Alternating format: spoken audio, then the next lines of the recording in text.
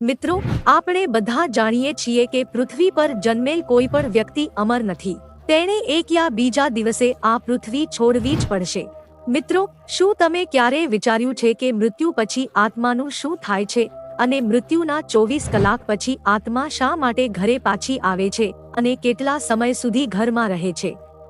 આ તમામ પ્રશ્નોના જવાબ ગરુડ પુરાણમાં વિગતવાર જણાવવામાં આવ્યા છે.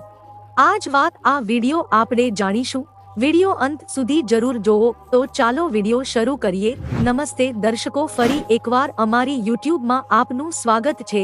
મિત્રો, ગરુડ પુરાણમાં કહેવામાં આવ્યું છે કે જ્યારે કોઈ વ્યક્તિનું મૃત્યુ થાય છે ત્યારે યમરાજના દૂત તેને યમલોકમાં લઈ જાય છે, જ્યાં તેના કર્મો અનુસાર તેના પાપ અને પુણ્યનો હિસાબ કરવામાં આવે છે અને તેને સ્વર્ગ કે નરકમાં મોકલવામાં આવે છે.